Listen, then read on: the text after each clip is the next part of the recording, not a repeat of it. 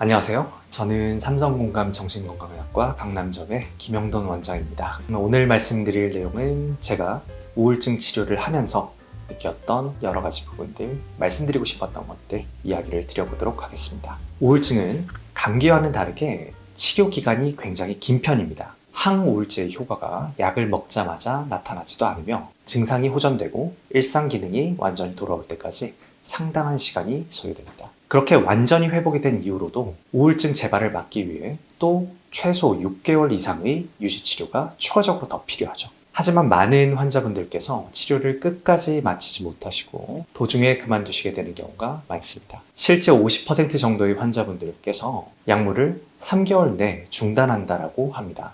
이렇게 완전하게 치료가 마무리되지 않은 경우에는 지난 영상에서 말씀드렸던 것처럼 재발률이 높아지게 되죠. 치료를 그만두시는 이유는 굉장히 다양합니다. 치료 중에 생기는 불편한 부작용 때문에 치료의 효과가 없다 느껴져서 치료를 계속 받을 필요성이 없어서 주변의 부정적인 이야기들 여러 가지 이유가 있을 수 있습니다. 하지만 이유가 어찌되었건 이런 치료 중단이 환자분께 장기적으로 안 좋은 결과를 불러올 수 있다는 게 항상 아쉬운 점인 것 같습니다. 전 의사로서 환자분들과의 관계 그리고 그 관계에서 이루어지는 소통이 가장 중요한 부분이라고 생각을 합니다. 치료에 대한 생각, 약을 복용하면서 느껴지는 효과, 그리고 부작용 이런 여러 가지 정보들을 같이 나눌 수 있어야 된다는 거죠. 치료 중에는 증상이 다시 나빠지기도 하고 약물 부작용이 나타나기도 하고 여러 가지 걱정스러운 일들이 생길 수 있습니다. 그럴 때 환자분들께서는 현재의 문제, 현재 느껴지는 감정을 떠오르는 그대로 말씀해 주시면 됩니다.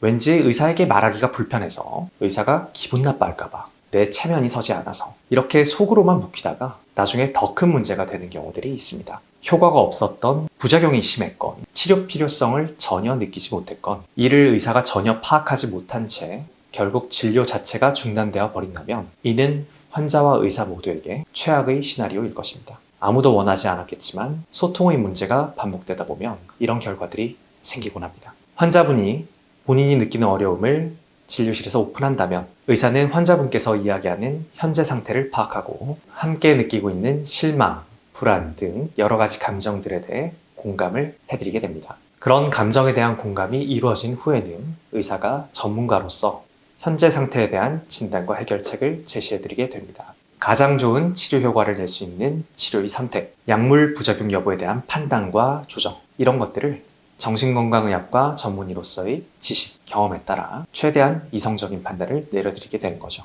환자분은 편안하게 본인의 상태에 대해 이야기하고 의사는 이렇게 얻은 확실한 정보를 바탕으로 진료를 진행합니다. 증상이 나아져도 나빠져도 또는 다른 문제가 생겨도 이러한 관계는 꼭 유지가 되어야 합니다. 환자, 의사 2명 모두 현재 상황을 정확하게 파악하고 같은 위치에서 같은 목표를 바라보고 한 마음으로 치료를 진행해야 합니다. 결국 이 모든 상황에서 가장 중요한 건 환자와 의사의 신뢰입니다. 환자분 스스로 이런 소통의 과정을 잘 진행하실수록 자연스럽게 의사의 해결책을 신뢰하실 수 있게 되실 겁니다. 의사도 본인을 신뢰하고 치료에 임하는 환자분들, 그런 분들께 더욱더 최선을 다하게 되겠죠. 여러 가지 소통을 통해서 천천히 그런 신뢰를 만들어 나가신다면 앞으로 더욱더 좋은 결과 있으시리라 생각합니다. 시청해주셔서 감사합니다.